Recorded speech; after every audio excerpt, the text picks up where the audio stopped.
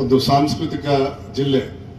ಕುವೆಂಪು ಅವರು ಹುಟ್ಟಿರ್ತಕ್ಕಂಥ ಜಿಲ್ಲೆಯಲ್ಲಿ ಇವತ್ತು ರಂಗಾಯಣದ ವತಿಯಿಂದ ಸುಮಾರು ಇದು ಆರನೇ ರಂಗಾಯಣ ಮತ್ತು ಈ ಥರದ್ದು ಬಯಲು ರಂಗಮಂದಿರ ಮೂರನೇದು ನಮ್ಮ ಶಿವಮೊಗ್ಗ ಜಿಲ್ಲೆಗೆ ಕೊಟ್ಟಿರ್ತಕ್ಕಂಥದ್ದನ್ನು ಮತ್ತೆ ಸಾಂಸ್ಕೃತಿಕವಾಗಿ ಮುಂದಿನ ದಿನಗಳಲ್ಲಿ ಈ ಕಲೆಯನ್ನ ಮುಂದೆ ತಗೊಂಡು ಹೋಗ್ತಕ್ಕಂಥ ಜವಾಬ್ದಾರಿಯನ್ನ ಬಹಳ ಸಂತೋಷದಿಂದ ಈ ಕಾರ್ಯಕ್ರಮದಲ್ಲಿ ಇದನ್ನ ಉದ್ಘಾಟನೆಯನ್ನು ಕೂಡ ನಾವು ಮಾಡಿದ್ವಿ. ನಾನು ಹೆಚ್ಚು ಉದ್ದಕ್ಕೆ ಭಾಷಣ ಮಾಡಕ್ ಹೋಗೋದಿಲ್ಲ, ಆದರೆ ನಾಗರಾಜ್ ಅವರು ಮತ್ತೆ ಪ್ರಸನ್ನ ಅವರು ಅವರ ಕಾಳಜಿಯನ್ನ ಮತ್ತೆ ಎಲ್ಲ ವೇದಿಕೆ ಮೇಲೆ ಇರ್ತಕ್ಕಂಥ ಕಾಳಜಿ ಅವರಿಗೆ ನಮ್ಮ ಶಿಕ್ಷಣ ಇಲಾಖೆಯಲ್ಲಿ ರಂಗ ಶಿಕ್ಷಣವನ್ನ ಕೊಡ್ರಿ ಅಂತ. ಈಗ ಎರಡು ವಿಚಾರ ನನಗಂತೂ ಬಹಳ ಆಸೆ. ಯಾಕಂದ್ರೆ ಒಂದು, ನಾವು ಕಮರ್ಷಿಯಲ್ ಅಫ್ಕೋರ್ಸ್ ಪಿಕ್ಚರ್ ಎಲ್ಲ ತೆಗ್ದಿದ್ದು ಕಮರ್ಷಿಯಲ್ ಇರ್ಬೋದು, ಆದ್ರೆ ಕಲ್ಲರ್ಲಿ ಹೂವಾಗಿ ಅಂತಕ್ಕಂಥದ್ದು ಅದು ಅವಾರ್ಡ್, ಅದೇನು ರಿವಾರ್ಡ್ ಪಿಕ್ಚರ್ ಅಲ್ಲ, ಅವಾರ್ಡ್ ಪಿಕ್ಚರ್. ಅದು ಕೂಡ ಕಲೆ ಮತ್ತೆ ಸಾಂಸ್ಕೃತಿಕವಾಗಿ ಸ್ವಲ್ಪ ಕಮರ್ಷಿಯಲ್ ಟಚ್ ಮಾಡಿ ಮಾಡ್ಕೊಂಡು ಬಂದಿರ್ತಕ್ಕಂಥದ್ದು. ಆದ್ರೆ ನಿಮ್ಮ ಭಾವನೆಗಳೇನಿದಾವೆ, ಈಗ ಸದ್ಯಕ್ಕೆ ಶಿಕ್ಷಣ ಸಚಿವರಾಗಿ ನನಗೆ ಕೊರತೆ ಇರೋದು ಶಿಕ್ಷಣವನ್ನೇ ಹೇಳ್ಕೊಡ್ತಕ್ಕಂಥ ಟೀಚರ್ಸ್ದು. ಅರ್ಗದ್ ಜ್ಞಾನಂದರು ಮೆಲ್ಲಕ್ಕೆ ನಗ್ತಾರೆ ಅಲ್ಲಿ. ಯಾಕೆಂದ್ರೆ ಪ್ರಶ್ನೆ ಹಾಕ್ತಾರೆ, ಹೇಳ್ತಾರೆ, ಬೈತಾರೆ. ಅದು ನಾವು ಅಧಿಕಾರದಲ್ಲಿದ್ದಾಗ ನಮಗೆ ಬೈತಾರೆ, ಅವರಿದ್ದಾಗ ನಾವು ಅವ್ರಿಗೆ ಬೈದಿದ್ದೀವಿ. ಆದ್ರೆ ನನಗೆ ಆಸೆನೂ ಕೂಡ ಇದೆ. ನಾನು ಇದನ್ನ ನಾಗರಾಜ್ ಮೂರ್ತಿ ಅವ್ರಿಗೆ ಹೇಳಲಿಲ್ಲ, ಈಗ ನಾನು ಹೇಳ್ತೀನಿ. ಒಂದು ಕಡೆಗೆ ನಾವು ಕಲೆಯನ್ನ ತಗೊಂಡು ಹೋಗ್ತಕ್ಕ, ಯಾಕಂದ್ರೆ ಕರ್ನಾಟಕ ರಾಜ್ಯ ಸಾಂಸ್ಕೃತಿಕವಾಗಿ ಬಹಳ ಸಂಪನ್ಮೂಲ ಇರ್ತಕ್ಕಂಥ, ಅದನ್ನ ನಿಮ್ಮಂಥವರೆಲ್ಲ ಮುಂದೆ ತಗೊಂಡು ಹೋದ್ರೆ ಮುಂದಿನ ಪೀಳಿಗೆಗೆ ಅದು ಉಪಯೋಗ ಆಗ್ತದೆ, ಇಲ್ಲಾಂದ್ರೆ ಮರ್ತೋಗ್ಬಿಡ್ತಾರೆ. ಯಾಕಂದ್ರೆ ಹೇಳಿದ್ರು ಡೈರೆಕ್ಟರ್ ಅವರು, ಯಾಕಂದ್ರೆ ಈಗೆಲ್ಲ ರೀಲ್ಸಿಗೆ ಹೋಗ್ಬಿಟ್ಟಿದ್ದಾರೆ. ನಮ್ಮಂಥವ್ರನ್ನಂತೂ ಹರಾಜು ಎಬ್ಬಿಸ್ಬಿಡ್ತಾರೆ. ಕೆಲವು ಸತಿ ನಾನು ಎಲ್ಲೋ ಒಂದ್ ಹತ್ರ ಕನ್ನಡ ಹೆಚ್ಚು ಕಮ್ಮಿ ತಪ್ಪು ಓದಿರ್ತೀನಿ, ಮಾತಾಡೋದು ಕರೆಕ್ಟಾಗಿ ಮಾತಾಡ್ತೀನಿ. ಅವ್ರು ಯಾರ ಪಾಠ ಹೇಳ್ಕೊಡೋರು ನಮಗೆ ತಪ್ಪು ಹೇಳ್ಕೊಟ್ಟಿರ್ತಾರೆ ಮೇಸ್ಟ್ರು, ಅವ್ರು ಇವಾಗ ಸಿಗಲ್ಲ ಕೈಗೆ. ನಾವು ಓದೋದನ್ನ ತಪ್ಪು ಹೇಳಿ, ಯಾಕಂದ್ರೆ ಇಂಗ್ಲಿಷ್ ಮೀಡಿಯಮ್ಮು ಎಲ್ಲ ಇರ್ತದೆ, ತಪ್ಪಾಗ್ತದೆ, ಎಲ್ಲರೂ ಕೂಡ ಮಾಡ್ತಾರೆ ಸ್ವಾಭಾವಿಕವಾಗಿ. ಆದ್ರೆ ಈ ರೀಲ್ಸ್ ಹಾವಳಿಯಲ್ಲಿ ಮತ್ತೆ ಸೋಷಿಯಲ್ ಮೀಡಿಯಾ ಹಾವಳಿಯಲ್ಲಿ ಸಿಕ್ಕಾಕೊಂಡು ಒಳ್ಳೊಳ್ಳೆ ರೀತಿಯಲ್ಲಿ ನಮ್ಮನ್ನ ಮಾನ ಮರ್ಯಾದೆ ತೆಗಿತಕ್ಕಂಥದ್ದು. ಆದ್ರೆ ನಾನು ತಲೆ ಕೆಡಿಸ್ಕೊಳ್ಳೋನಲ್ಲ. ಯಾಕೆಂದ್ರೆ ನಾವಿವತ್ತು ನನ್ನ ಶಿಕ್ಷಣ ಇಲಾಖೆಯಲ್ಲಿ ನಾನೊಬ್ಬ ಸಚಿವನಾದ ಮೇಲೆ ದೇವರನ್ನು ಕೂಡ 2ನೇ ಸ್ಥಾನದಲ್ಲಿ ಇಟ್ಟಿದ್ದೀನಿ, ಮಕ್ಕಳನ್ನ ದೇವರ ಸ್ಥಾನದಲ್ಲಿ ಇಟ್ಟಿದ್ದೀನಿ. ಯಾಕೆಂದ್ರೆ ಅವ್ರಿಗೆ ಶಿಕ್ಷಣವನ್ನ ಕೊಟ್ರೆ ಎಲ್ಲ ಸರಿಯಾಗುತ್ತೆ. ಮೋಸ್ಟ್ಲಿ ದೇವರು ರಿಪೇರಿ ಆಗ್ತಾರೆ. ದೇವ್ರ ಹತ್ರ ಯಾರು ಹೋಗೋದೇ ಇಲ್ಲ. ಶಿಕ್ಷಣ ಕೊಟ್ಟು ಬಿಟ್ರೆ ಮಕ್ಕಳಿಗೆ ದೇವರಿಗೂ ಡಿಮಾಂಡ್ ಇರಲ್ಲ ಅಂತದೆ. ಯಾಕಂದ್ರೆ ದೇವ್ರನ್ನಾಗಿ ನಾವು ಮಕ್ಕಳನ್ನ ಶಿಕ್ಷಣವನ್ನ ಕೊಡಬೇಕು. ಶಿಕ್ಷಣದೊಳಗೆ ಎಲ್ಲ ತರದ ಶಿಕ್ಷಣ ಇರ್ತದೆ. ನೀವು 1ನೇ ಕ್ಲಾಸಿಂದ ಪಾಠ ಹೇಳ್ಕೊಡೋದು. ಈಗ ನೋಡಿ, ಮಾರಲ್ ಸೈನ್ಸ್ ಇರಲಿಲ್ಲ ಮೇಲ್ಮನೆಯಲ್ಲಿ. ನಾನು ಅರ್ಗಜ್ಞಾನಂದ್ ಅವ್ರಿಗೆ ಇದು ವಿಚಾರ ಗೊತ್ತಿದೆ. ಮೇಲ್ಮನೆಯಲ್ಲಿ ಸುಮಾರು 23 ಸದಸ್ಯರು ಅರ್ಗಜ್ಞಾನಂದ್ರವ್ರೆ. ಮಾರಲ್ ಸೈನ್ಸ್, ನೀತಿ ವಿಜ್ಞಾನ. ಯಾಕಂದ್ರೆ ಏನಾಗಿದೆ ಇವತ್ತು ಭದ್ರಾವತಿಯಲ್ಲಿ ಆಗಿರ್ತಕ್ಕಂಥ ಘಟನೆ, ನಮ್ಮ ಅಡಿಷನಲ್ SP ಅವರೆಲ್ಲ ಇದ್ದಾರೆ. ಯಾಕೆಂದ್ರೆ 9ನೇ ಕ್ಲಾಸ್ ಮಕ್ಕಳು, ನಾನು ಮತ್ತೆ ಉಚ್ಚರಿಸಕ್ಕೆ ಹೋಗೋದಿಲ್ಲ, ಅನಾಹುತಗಳಾಗ್ತಕ್ಕಂಥದ್ದು ಮಕ್ಕಳ ವಯಸ್ಸಲ್ಲಿ ಆಗ್ತಕ್ಕಂಥದ್ದು ಇದೆಯಲ್ಲ, ಅದು ಕಾರಣ ನಾವೆಲ್ಲ ಸಂಸ್ಕೃತಿಯನ್ನ ಮರೆತು ಬಿಟ್ಟಿದ್ದೀವಿ. ಆ ಸಂಸ್ಕೃತಿ ಇಲ್ಲ ಅಂತ ಹೇಳಿದ್ರೆ ಏನು ಮಾಡಕ್ಕಲ್ಲ. ಬರೀ ಮಕ್ಕಳನ್ನ ಪಾಠ ಕೇಳೋದಕ್ಕೆ, ಮಕ್ಕಳನ್ನ ಬರೀ ಶಾಲೆಗೆ ಹೋಗಿ ಓದಿಸೋದಕ್ಕಲ್ಲ, ಅವ್ರ ಮನುಷ್ಯರು ಕೂಡ ಆಗ್ಬೋದು. ಕುವೆಂಪು ಅವ್ರ ಜಿಲ್ಲೆಯಲ್ಲಿದ್ದು ನಾವು ಹೇಳ್ತಾರಲ್ಲ, ಕುವೆಂಪು ಅವ್ರು ಹೇಳ್ತಾರೆ, ಹುಟ್ಟಬೇಕಾದ್ರೆ ನಾವೆಲ್ಲ ವಿಶ್ವಮಾನವರಾಗಿ ಹುಟ್ಟುತ್ತೀವಿ ಅಂತ. ಕೊನೆಯದಾಗಿ ಏನಾಗ್ತದೆ, ನಾವು ಎಲ್ಲ ಅಲ್ಪಮಾನವರಾಗ್ತೀವಿ. ಯಾಕಂದ್ರೆ ಈ ರೀಲ್ಸ್ ಬಿಡ್ಕೊಂಡು ಹೋಗಿದ್ದೆ ನಾವು ಸಿಕ್ಕಾಕೊಂಡಿರೋದು, ಅದು ಸ್ವಾಭಾವಿಕವಾಗಿ ಆಗಿದೆ. ಆದ್ರೆ ನನ್ನ ಇಲಾಖೆಯಲ್ಲಿ ನಾನು ಕೆಲವು ವಿಚಾರನ ಹೇಳಿ ತಮಗೆ ಹೇಳಲಿಕ್ಕೆ ಇಷ್ಟಪಡ್ತೀನಿ. ಬಹಳ ದೊಡ್ಡ ಇಲಾಖೆ, 46,000 ಶಾಲೆ. ನೀವೇನಾದ್ರು ರಂಗಾಯಣದ ನಿಮ್ಮ ಕಲ್ಪನೆ ಇದೆ, ಕಲೆಯ ಕಲ್ಪನೆ ಏನಿದೆ, ಅದನ್ನ ಏನಾದ್ರು ಅನುಷ್ಠಾನ ಮಾಡ್ಬೇಕಂದ್ರೆ ಅದು ನನ್ನ ಇಲಾಖೆಯಿಂದ ಮಾತ್ರ ಅದು ಹೆಚ್ಚು ಸಾಧ್ಯ. ನಾನು ಅದನ್ನು ಒಪ್ಕೊಳ್ತೀನಿ. ಬೇರೆ ಕಡೆ ನೀವು ಮಾಡೋಕ್ಕಾಗಲ್ಲ. ಈಗ ನಿಮ್ಮ ಜಿಲ್ಲಾ ಪಂಚಾಯತಿ ಸದಸ್ಯರಿದ್ದಾರೆ ಅಲ್ಲಿ ಪಕ್ಕದಲ್ಲಿ, ಅವ್ರಿಗೆ ಏನಾದ್ರು ನಾಟಕ ಹೇಳ್ಕೊಟ್ರೆ ಗೊತ್ತಾಗತ್ತ? ಅವ್ರಿಗಾಗಲ್ಲ, ಮಕ್ಕಳಿಗೆ ಹೇಳ್ಕೊಡ್ಬೇಕು. ಈಗ ನಮ್ಮಂತವ್ರಿಗೆ ಆಗೋದಿಲ್ಲ. ಅರ್ಗಜ್ಞಾನಂದ್ರವರಿಗೆ ಗೊತ್ತಿಲ್ಲ, ನಾನು ಹೇಳಲ್ಲ ಅರ್ಗಜ್ಞಾನಂದ್ರ. ಈಗ ಅದು ಹೊಸನಗರದ್ದ ಇಲ್ಲ, ಅವರೆಲ್ಲ ಬೇಡಿಕೆ ಇಟ್ಟಾಗ ನಾವು ಕೂಡ ಅವ್ರ ಜೊತೆ ತಾಳ ಹಾಕ್ತಿರ್ತೀವಿ, ಅದೇನು ತಪ್ಪೇನಿಲ್ಲ. ಅದು ರಾಜಕೀಯ ನಾಟಕ, ಆದರೆ ಸಾಂಸ್ಕೃತಿಕವಾಗಿ ನಾವು ಪಾರಂಪರಿಕವಾಗಿ ಏನು ಬಂದಿದೆಯಲ್ಲ ಅದನ್ನ ಉಳಿದುಕೊಳ್ಳಿಲ್ಲ ಅಂದ್ರೆ ಮಕ್ಕಳಿಗೆ ನಾವು ಕುವೆಂಪು ಜಿಲ್ಲೆಯಲ್ಲಿದ್ದು ಎಲ್ಲ ಒಂದು ರೀತಿಯಲ್ಲಿ ತಪ್ಪಾಗ್ಬೋದೇನೋ. ಆದರೆ ನನಗೆ ಬಹಳ ಒಂದು ದೊಡ್ಡ ಇಲಾಖೆಯನ್ನು ಕೊಟ್ಟಿದ್ದಾರೆ. 46,000 ಶಾಲೆಗಳಿದ್ದಾವೆ. ಅನುದಾನಿತ ಶಾಲೆನೂ ಸೇರಿದ್ರೆ 57,000 ಶಾಲೆಗಳಾಗ್ತವೆ. ಅನುದಾನ ರಹಿತನು ಶಾಲೆ ಸೇರಿದ್ರೆ ಇಡೀ ರಾಜ್ಯದಲ್ಲಿ ಮಕ್ಕಳ ಸಂಖ್ಯೆ ಸುಮಾರು 1,16,00,000 ಮಕ್ಕಳಿಗೆ ಸೇವೆ ಮಾಡ್ತಕ್ಕಂಥ ಅವಕಾಶ ಇವತ್ತು ಮಾನ್ಯ ಸಿದ್ದರಾಮಯ್ಯ ಅವರು ನನಗೆ ಕೊಟ್ಟಿದ್ದಾರೆ. ಅದು ನನ್ನ ಸೌಭಾಗ್ಯ. ಆದರೆ ಅದ್ರ ಜೊತೆಗೆ ಸಮಸ್ಯೆಗಳು ಕೂಡ ಸಾಕಷ್ಟು ಇದಾವೆ. ಅದನ್ನ ನಾನು ಚರ್ಚೆ ಮಾಡೋದಕ್ಕೆ ಹೋಗೋದಿಲ್ಲ. ಮಕ್ಕಳನ್ನ ಕಳಿಸೋದು ತಂದೆ ತಾಯಿಯವರು, ಪೋಷಕರು ಯಾಕೆ ಕಳಿಸ್ತಾರೆ? ಪಾಠ ಹೇಳ್ಕೊಡಕ್ಕೆ. ಶಿಕ್ಷಕರೇ ಇರಲ್ಲ, ಕೆಲವು ಸತಿ ಶಿಕ್ಷಕರನ್ನೇ ಇಲ್ಲ, ನಮಗೂ ಕೂಡ ಕೊರತೆ ಇದೆ. ಈಗ ಸದ್ಯಕ್ಕೆ ಅಟ್ಲೀಸ್ಟ್ ನಾವು ಒಂದು ಅತಿಥಿ ಶಿಕ್ಷಕರ ಮೂಲಕ ಪಾಠ ಹೇಳ್ಕೊಡ್ತಕ್ಕಂಥ ಕೆಲಸವನ್ನ ಮಾಡ್ತಾ ಇದ್ವಿ. ಅದು ಒಳ್ಳೆ ರೀತಿಯಲ್ಲಿ ನಡೀತಾ ಇದೆ. ಅದು ಪರ್ಮನೆಂಟ್ ಸೊಲ್ಯೂಷನ್ ಅಲ್ಲ. ನಾವು ಶಿಕ್ಷಕರ ನೇಮಕಾತಿ ಮಾಡಬೇಕು, ಹಂತವಾಗಿ ನಾವು ಮಾಡ್ತಾ ಇದೀವಿ. ಈ ಸತಿ ಸುಮಾರು 15,000 ಶಿಕ್ಷಕರನ್ನು ಕೂಡ, ಯಾಕಂದ್ರೆ ಪಾಠ ಹೇಳ್ಕೊಡ್ಬೇಕು ಮಕ್ಕಳಿಗೆ. ಈಗ ಒಂಥರ ಹೆಂಗಾಗಿದೆ ಅಂತ ಹೇಳಿದ್ರೆ, ದೇವಸ್ಥಾನದಲ್ಲಿ ದೇವರಿದ್ರೆ ಉಪಯೋಗ ಆಗಲ್ಲ, ಅಲ್ಲೊಬ್ಬ ಪೂಜಾರಿ ಇರಲೇಬೇಕು, ಗಂಟೆ ಹೊಡೆದು ಮಂಗಳಾರತಿ ಮಾಡ್ಬೇಕಲ್ಲ. ಇಲ್ಲಾಂದ್ರೆ ದೇವಸ್ಥಾನಕ್ಕೆ ಯಾರು ಹೋಗೋದೇ ಇಲ್ಲ. ನಿಮಗೆ ಪ್ರಸಾದ ಕೊಡೋರು ಯಾರು? ದೇವ್ರು ಕೊಡ್ತಾನ? ದೇವ್ರು ಕೊಡೋದಿಲ್ಲ. ಯಾರು ಪ್ರಸಾದ ಕೊಡೋದು? ಅಲ್ಲಿರ್ತಕ್ಕಂಥ ಪೂಜಾರಿನೇ. ನಿಮಗೆ ಶಿಕ್ಷಣ ಕೊಡೋದು ಶಿಕ್ಷಣವನ್ನು ಹೇಳ್ಕೊಡೋರು ಯಾರು ಅಂದ್ರೆ ಬರೀ ಶಿಕ್ಷಕರಿಂದ ಮಾತ್ರ ಸಾಧ್ಯ ಆಗ್ತದೆ. ಅದು ಬೇರೆಯವರಿಂದ ಯಾರಿಂದನೂ ಸಾಧ್ಯ ಇಲ್ಲ. ಅದಕ್ಕೆ ನಾವು ಶಿಕ್ಷಕರನ್ನ ತಗೊಳ್ತಕ್ಕಂಥ ಕೆಲಸವನ್ನ ನಾವು ಮಾಡ್ತಾ ಇದ್ದೀವಿ. ಇದು ಒಂದು ಭಾಗ. ಸಮಸ್ಯೆಗಳು ಬೇಕಾದಷ್ಟಿದಾವೆ, ಅದು ನಾನು ಹೆಚ್ಚು ಚರ್ಚೆ ಮಾಡೋದಕ್ಕೆ ಹೋಗೋದಿಲ್ಲ.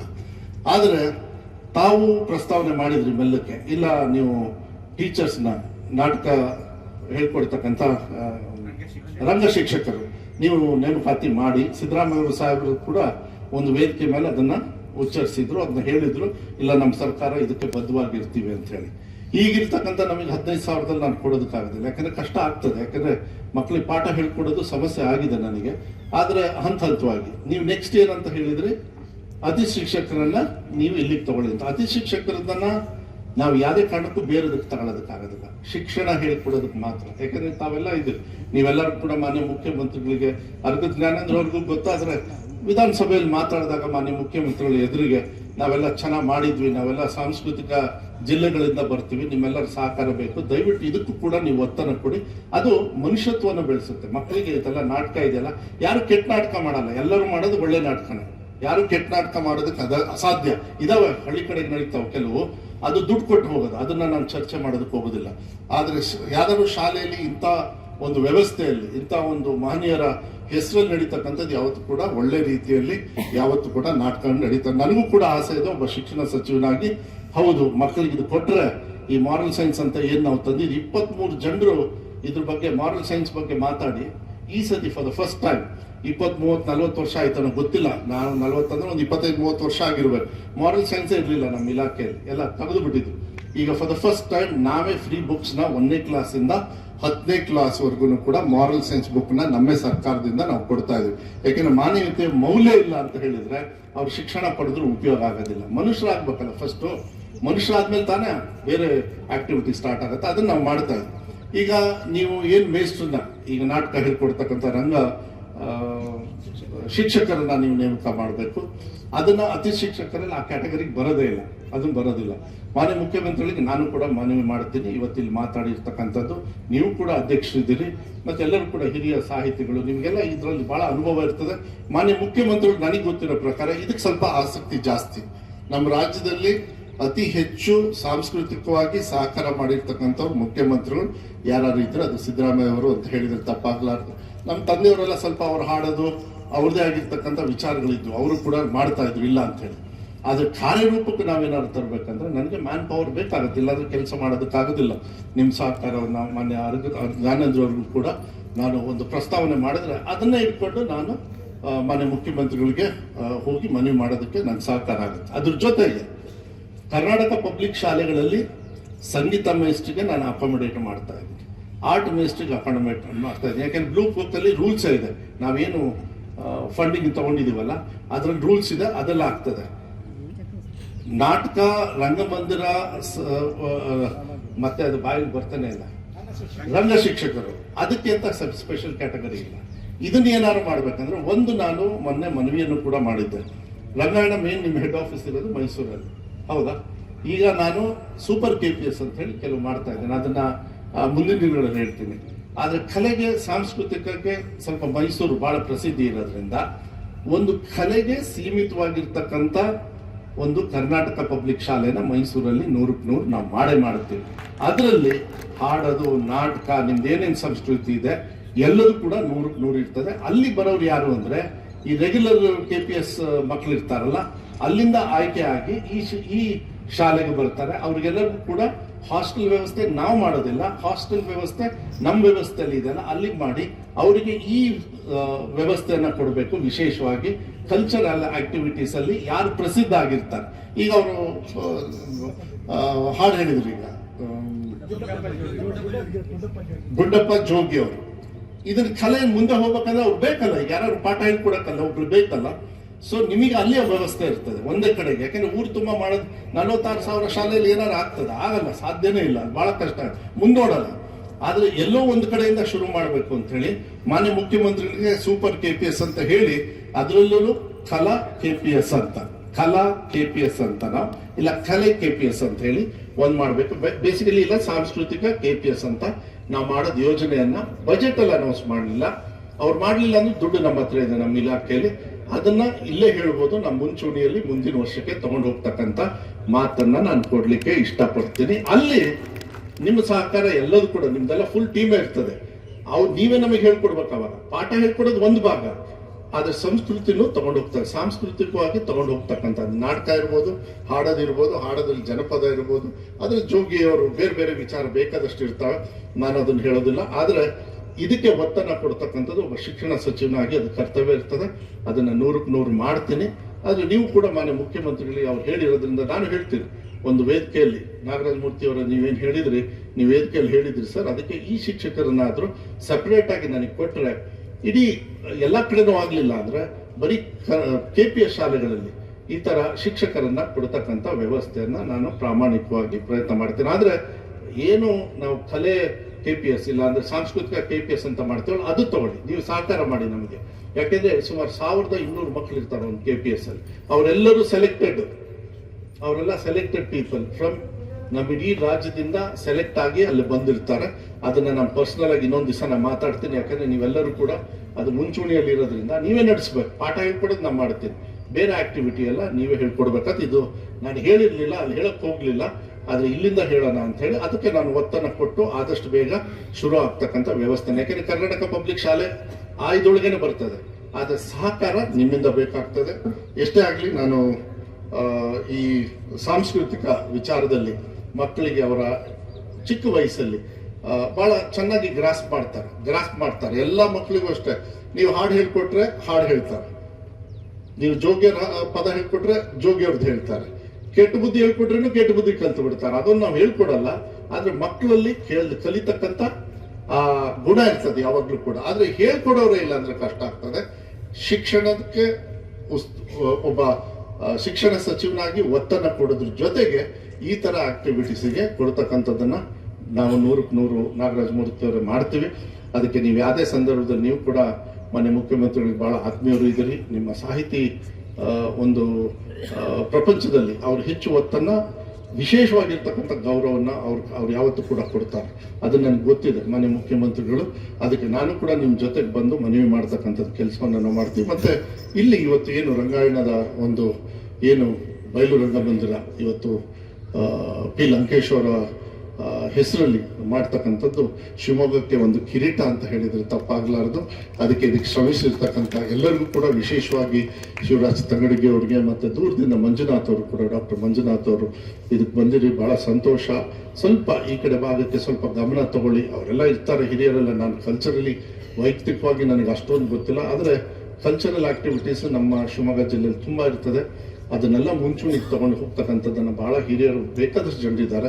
ಅವರಿಗೆಲ್ಲರಿಗೂ ಕೂಡ ಮುಂಚೂಣಿಯಲ್ಲಿ ತಗೊಂಡು ಹೋದ್ರೆ, ಸರ್ಕಾರದಿಂದ ಸ್ವಲ್ಪ ನಾವು ಸಹಕಾರ ಮಾಡಿದ್ರೆ, ನಾನು ಕೂಡ ಅದರಲ್ಲಿ ಏನೇನು ಇನ್ವಾಲ್ವ್ ಆಗ್ಬೇಕು ಅಂತ ಹೇಳಿದ್ರೆ ನಾನು ಪ್ರಾಮಾಣಿಕವಾಗಿ ಆ ಕೆಲಸವನ್ನು ನಾನು ಮಾಡ್ತೀನಿ ಅಂತಕ್ಕಂಥದ್ದನ್ನ ಈ ಸಂದರ್ಭದಲ್ಲಿ ಹೇಳ್ತಾ, ಇಲ್ಲಿ ಬಂದಿರತಕ್ಕಂಥ ಎಲ್ಲರಿಗೂ ಕೂಡ ನನ್ನ ಗೌರವವನ್ನು ಕೊಟ್ಟು, ವೇದಿಕೆ ಮೇಲೆ ಇರ್ತಕ್ಕಂಥ ಎಲ್ಲರಿಗೂ ಕೂಡ ವಿಶೇಷವಾಗಿ ಚನ್ನಬಸಪ್ಪ ಅವ್ರು ಬರ್ಬೇಕಾಗಿತ್ತು. ಅವ್ರು 4 ಗಂಟೆ ಬದಲು 4:15 ಅಂದರು. ನಾನೇ ಲೇಟ್ ಮಾಡಿದೆ, DC ಆಫೀಸಲ್ಲಿ ಇದ್ದೆ. ನನ್ನ ಮೀಟಿಂಗ್ನ ಇನ್ನೊಂದು ಯಾವ್ದಾದ್ರು ಒಂದು 2-3 ಮೀಟಿಂಗ್ನ ಸ್ವಲ್ಪ ಸಮಸ್ಯೆ ತಗೊಂಡೆ, ಹೊರಡ್ಬೇಕಾದ್ರೆ 4:45 ಹೊರಟೆ. ಆದರೆ ಇವತ್ತು ನಾನು ಹೊರಡಲೇಬೇಕು. ಇದು ಮುಗಿಸಿ ಕನ್ನಡ ಸಾಹಿತ್ಯ ಪರಿಷತ್ತಿನ ಒಂದು ಕಾರ್ಯಕ್ರಮ ಇದೆ, ಅಲ್ಲಿಗೂ ಹೋಗ್ಲೇಬೇಕಾಗ್ತದೆ. ಅದಾದ್ಮೇಲೆ ಇನ್ನೊಂದು ಸಿ ಅವ್ರದ್ದು ಕೆಲಸ ಕಾರ್ಯಕ್ರಮ ಇಟ್ಟಿದ್ದಾರೆ, ಅದನ್ನು ಮುಗಿಸಿ ನಾನು ಊರ್ ಕಡೆ ಹೋಗ್ಬೇಕು. ಅದಕ್ಕೆ ದಯವಿಟ್ಟು ನನಗೆ ಅನುವು ಮಾಡಿಕೊಟ್ರೆ ಇನ್ನ ಉಸ್ತುವಾರಿಯನ್ನ ಸಂಪೂರ್ಣವಾಗಿ ನಾನೆಂದರು ತಗೊಂಡ್ರೆ ನಾವು ಸ್ಕೂಲ್ ಹುಡುಗರು ಮುಂದೆ ಅಲ್ಲ ಇನ್ನೆಲ್ಲದ್ದು ನೀವು ತಗೊಂಡು ಹೋಗ್ಬೇಕು. ಇನ್ನೆಲ್ಲದ್ದು ಕೂಡ ನಾವು ಸ್ಕೂಲ್ ಮಕ್ಳ ತರ ನಮಗೆ ಬೇರೆ ಕಡೆ ಶಾಲೆಗೆ ಕಳಿಸ್ಕೊಡೋ ವ್ಯವಸ್ಥೆ ನೀವು ಮಾಡಿಬಿಟ್ರೆ ಬಹಳ ಸಂತೋಷ. ಎಲ್ಲರಿಗೂ ಓಕೆ. ಆದ್ರೆ ಇಲ್ಲಿ ಏನೋ ಹಿರಿಯ ಸದಸ್ಯರು ಅದು ಆ ಕಡೆ ಕೂತ್ಕೊಂಡಿರ್ತಾರಲ್ಲ, ಅವರಿಗೆಲ್ಲ ಬಹಳ ಗೌರವ ಕೊಟ್ಟು ಹೋಗ್ಬೇಕು. ಅಲ್ಲಿ ಬಯಸ್ಕೊಳ್ಳೋದು ಕಮ್ಮಿ ಆಗ್ತದೆ ಅಲ್ಲಿ ಒಳಗೆ. ಅದು ಈ ಟಿವಿಯಲ್ಲಿ ಬೇರೆ ಲೈವ್ ಆಗಿ ತೋರಿಸ್ಬಿಡ್ತಾರೆ. ಇಲ್ಲಾಂದ್ರೆ ನೀವು ಇಷ್ಟೇ ಜನ ಇರ್ತೀರಿ, ಅಲ್ಲಿ ಎಲ್ಲ ಲೈವ್ ಅಲ್ಲಿ ತೋರಿಸಿ ನಮ್ಮನ್ನೆಲ್ಲ ಹಾಳು ಮಾಡ್ಬಿಡ್ತಾರ. ಯಾವಾಗ್ಲೂ ಅವ್ರನ್ನೆಲ್ಲ ಚೆನ್ನಾಗಿ ಇಟ್ಕೋತೀನಿ ನಾನು, ಯಾವಾಗ್ಲೂ ಅಷ್ಟೇ. ಆಗ್ಲಿ ಇದೇನಂದ್ರೆ ಅವರೆಲ್ಲ ಹಿರಿಯರು, ಅವರೆಲ್ಲ ನಮ್ಮ ತಂದೆಯವ್ರ ಜೊತೆಗೆಲ್ಲ ಕೆಲಸ ಮಾಡಿರ್ತಾರೆ. ಮತ್ತೆ ಎಲ್ಲರೂ ಕೂಡ ಇಲ್ಲೆಲ್ಲ ನೀವೆಲ್ಲ ನಮ್ಮ ತಂದೆಯವ್ರಿಗೆಲ್ಲ ಬಹಳ ಆತ್ಮೀಯರಾಗಿರ್ತಾರೆ. ಇವಾಗ ನಾಗ್ತಿಹಳ್ಳಿ ಚಂದ್ರಶೇಖರ್ನ ಕೇಳಿದೆ ಅಂತ ಹೇಳಿದ್ರು, ನೀವೆಲ್ಲರೂ ಕೂಡ ಅವ್ರ ಜೊತೆಗೆ ಯಾವಾಗ್ಲೂ ಕೂಡ ಇರ್ತಾ ಇದ್ರು. ಅದಕ್ಕೆ ಎಷ್ಟಾಗ್ಲಿ ಬಹಳ ಸಂತೋಷ. ಇದು ನಮ್ಮ ಶಿವಮೊಗ್ಗಕ್ಕೆ ಬಹಳ ಹೆಮ್ಮೆ ವಿಚಾರ. ಇದನ್ನು ಬಹಳ ಒಳ್ಳೆ ರೀತಿಯಲ್ಲಿ ಈ ಜಾಗವನ್ನ ಉಪಯೋಗ ಮಾಡ್ಕೊಳ್ತಕ್ಕಂಥದ್ರಲ್ಲಿ ಇಲಾಖೆಯವರು ತಾವಮ್ಮ ಅವ್ರಿಗೆಲ್ಲ ಕ್ರಿಯಾಯೋಜನೆ ಮಾಡಬೇಕಾಗ್ತದೆ. ನೀವು ಏನಾದ್ರೂ ಒಂದು ಆಕ್ಟಿವಿಟಿ ಸ್ಟಾರ್ಟ್ ಆದ್ರೆ, ಯಾಕಂದ್ರೆ ಇದು ಮೇನ್ ರೋಡಿಂದ ಒಳಗಿದೆ, ಅದೊಂದು ಕಂಪ್ಲೇಂಟ್ ಬಂತು ಅವ್ರ ಹತ್ರ, ಒಳಗಿದೆ ಜನರು ಬರೋದೇ ಇಲ್ಲ ಅಂತ ಹೇಳಿ. ಅದಕ್ಕೆ ಒಂದು ಅಟ್ಲೀಸ್ಟ್ ಒಂದು ಒಳ್ಳೆ 4 ಫೋಟೋ ಹಾಕಿ ಹೊರಗಡೆ ಒಂದು ಹೋರ್ಡಿಂಗ್ಸ್ ಏನಾದ್ರು ಕೊಡ್ಬೇಕಂದ್ರೆ ನಾನು ಮುನ್ಸಿಪಾಲಿಟಿ ಅವ್ರಿಗೆ ಹೇಳ್ತೀನಿ. ಡೇ ಅಂಡ್ ನೈಟ್ ಲೈಟ್ ಇರ್ತಕ್ಕಂಥದ್ದು ವ್ಯವಸ್ಥೆ ಮಾಡಿದ್ರೆ ಅಟ್ಲೀಸ್ಟ್ ಈ ತರದ್ದು ಇದೆ ಅಂದ್ಬಿಟ್ಟು ಏನಾದ್ರೂ ಒಂದು ಮಾಡಕ್ಕಾದ್ರೂ ಬರ್ತಾರೆ. ಇಲ್ಲಾಂದ್ರೆ ಮಾಡೋದೇ ಇಲ್ಲ, ಪಾಪ ಕಳೆದೋಗ್ಬಿಡ್ತಾರೆ. ಅದು ನಮ್ಮ ವ್ಯವಸ್ಥೆಯಲ್ಲಿ ನಾವೇ ಇದನ್ನ ಸಾಯಿಸ್ಬಿಡ್ತಾ ಇದೀವಿ. ಅದನ್ನ ನಾವು ಅಧಿಕಾರ ಮಾಡಿದವರು ಜವಾಬ್ದಾರಿ ತಗೊಳ್ಳಿಲ್ಲ ಅಂದ್ರೆ, ಸರ್ಕಾರಗಳು ತಗೊಳ್ಳಿಲ್ಲ ಅಂದ್ರೆ ಕಷ್ಟ ಆಗುತ್ತೆ. ಅದನ್ನ ಏನ್ ಮಾಡ್ಬೇಕು ಹೇಳಿ, ಇದನ್ನ ಪ್ರಸಾರ ಆಗ್ಬೇಕು. ಒಂದು ಹೋರ್ಡಿಂಗ್ ಇದ್ರೆ ಆ ಕಡೆಗೂ ಕಾಣಿಸ್ಬೇಕು, ಈ ಕಡೆ ಅವಾಗ ನೆನಪಾಗ್ತಾ ಇರ್ಬೇಕು. ಅವಾಗ ಜೋಗಿ ಅವ್ರ ಹಾಡು ಕೂಡ ನೆನಪಾಗ್ತಾ ಇರ್ತಿತ್ತು. ಇಲ್ಲಾಂದ್ರೆ ನಿಮ್ಮನ್ನು ನಾವು ಮರ್ತು ಬಿಡ್ತೀವಿ. ಅದಕ್ಕೆ ಆಗ್ಲಿ, ಒಳ್ಳೇದಾಗ್ಲಿ, ಎಲ್ಲರಿಗೂ ಒಳ್ಳೇದಾಗ್ಲಿ ಅಂತಕ್ಕಂಥ ಹೇಳಿ ವೇದಿಕೆ ಮೇಲೆ ಇರ್ತಕ್ಕಂಥ ಎಲ್ಲರಿಗೂ ಗೌರವ ಕೊಟ್ಟು ನಿಮ್ಮ ಅನುಮತಿ ಮೂಲಕ ನಾವು ಮುಂದೆ ಹೋಗ್ತೀವಿ. ಕರೆಕ್ಷನ್ ಮಾಡೋದಕ್ಕೂ ಒಳ್ಳೇದಾಗ್ತದೆ. ಈ ಕಡೆ ಕ್ಯಾಮ್ರಾ ಇರ್ತದೆ, ನಾವು ಈ ಕಡೆ ಮಾಡಿದಾಗ ಅಲ್ಲಿ ಗೊತ್ತಾಗಲ್ಲ ಏನೇನು ಮಾತಾಡಿದ್ವಿ ಅಂತ. ಕೆಲಸದ ಹೆಚ್ಚು ಕಮ್ಮಿ ಆಗ್ಬಿಡುತ್ತೆ, ಅದಕ್ಕೆ ಏನು ಮಾಡೋಕ್ಕಾಗಲ್ಲ. ಬಟ್ ಈಗೆಲ್ಲ ಚೆನ್ನಾಗಿ ಆಗಿದೆ, ಇಲ್ಲಿ ಗಾಡಿ ರೆಡಿ ಆಗಿದೆ, ಕನ್ನಡದಲ್ಲಿ ಏನು ತೊಂದರೆ ಇಲ್ಲ. ಈ ಓದೋದು ಸ್ವಲ್ಪ ಕಷ್ಟ ಆಗ್ಬಿಟ್ಟೈತೆ, ಯಾಕಂದ್ರೆ ಆ ಮೇಸ್ಟ್ ಯಾರು ಅಂತ ಸಿಗ್ತಾ ಇಲ್ಲ ನನಗೆ. ಪಾಠ ಹೇಳ್ಕೊಟ್ಟವ್ರು ಹುಡುಕ್ತೀನಿ, ಬಿಡೋದಿಲ್ಲ ಅಷ್ಟು ಈಸಿಯಾಗಿ. ಬಟ್ ರಿಟೈರ್ಡ್ ಆಗಿರ್ತಾರೆ, ರಿಟೈರ್ಡ್ ಆಗಿ ಇಲ್ಲ. ಇಂಗ್ಲಿಷ್ ಏನ್ ಸರಿ ಕಲ್ತಿರ್ಲಿಲ್ಲ. ನಾವು ಎರಡನ್ನು 50-50 ಮಾಡಿ ಎರಡಕ್ಕೂ ಸೇರಿಸಿ 0 ತಗೊಂಡ್ಬಿಟ್ವಿ ನಾವು. ಅದು ಎರಡಲ್ಲಿ ಒಂದು ಹೇಳ್ಕೊಟ್ಟಿದ್ರೆ ಯಾವ್ದಾರ ಒಂದು ಉದ್ಧಾರ ಆಗ್ತಾ ಇದ್ವಿ. ಆ ಸ್ಕೂಲಲ್ಲಿ ಇದನ್ನು ಹೇಳ್ಕೊಡ್ತಾರೆ, ಇದನ್ನು ಹೇಳ್ಕೊಡ್ತಾರೆ. ಮೆಡ್ಲಲ್ಲಿ ಇರೋದು ಇಷ್ಟು, ನೀವು ಹೇಳ್ಕೊಡೋದು ಇಷ್ಟ ಆಗ್ಬಿಟ್ರೆ ನಾವು ಎಲ್ಲಿಂದ ಹೋಗ್ಬೇಕು? ನಮಗೂ ಒಂದು ಅಲ್ಲ, ನಿಜವಾಗ್ಲೂ ಅದನ್ನ ನಾವು ಹೋಗ್ತೀವಿ. ನಮ್ಮಂತವ್ರಿಗೆಲ್ಲ ನಾಟಕ ಹೇಳ್ಕೊಡೋರಿದ್ರೆ ಚೆನ್ನಾಗಿ ಕಲಿತಾ ಇದ್ವಿ. ಬಟ್ ಪ್ರಾಬ್ಲಮ್ ಏನು ಅಂದ್ರೆ, ವಿಧಾನಸೌಧದಲ್ಲಿ ಮಾತಾಡ್ಲೇಬೇಕಲ್ಲ, ನಾಟಕ ಮಾಡಂಗಿಲ್ಲ. ಅಲ್ಲಿ ಯಾವ್ದು ಸ್ಟೇಜು ಇಲ್ಲ, ಎಂಥದ್ದು ಇಲ್ಲ. ನಾಟಕ ಮಾಡಕ್ ಸ್ಟಾರ್ಟ್ ಮಾಡಿದ ತಕ್ಷಣ ಇವ್ರು ಹೇಳ್ತಾರೆ, ಏನ್ ನಾಟಕ ಮಾಡಕ್ ಬಂದ್ವಿ ಇಲ್ಲಿ ಅಂತ. ಅದಕ್ಕೆ ಅಲ್ಲಿ ಮಾತಾಡ್ಲೇಬೇಕು, ನಾವು ತಪ್ಸ್ಕೊಳಕ್ ಸಾಧ್ಯನೇ ಇಲ್ಲ. ಆದ್ರೆ ಇದು ನಿಜವಾಗ್ಲೂ ನಾಟಕದ ರೂಪದಲ್ಲಿ. ಈಗ ಹೆಂಗೆ ನಾವು ಸೋಷಿಯಲ್ ಮೀಡಿಯಲ್ಲಿ ಅಡಿಕ್ಟ್ ಆಗಿದ್ದೀವಿ ಅಂದ್ರೆ, ನೀವು ಪಿಕ್ಚರ್ ನೋಡ್ತಾ ಇದ್ದೀರಾ, ಬಹಳ ಇಂಟ್ರೆಸ್ಟಿಂಗ್ ಆಗಿದೆ. ಅದಕ್ಕೆ ನಾವು ಈ ಸತಿ ತಮಗೆಲ್ಲ ಗೊತ್ತಿದೆ, ನಮ್ಮ 16 ವರ್ಷದವರೆಗೂ ಕೂಡ ಮಕ್ಕಳಿಗೆ ಸೋಷಿಯಲ್ ಮೀಡಿಯಾನ ರೆಡ್ಯೂಸ್ ಮಾಡ್ಬೇಕು.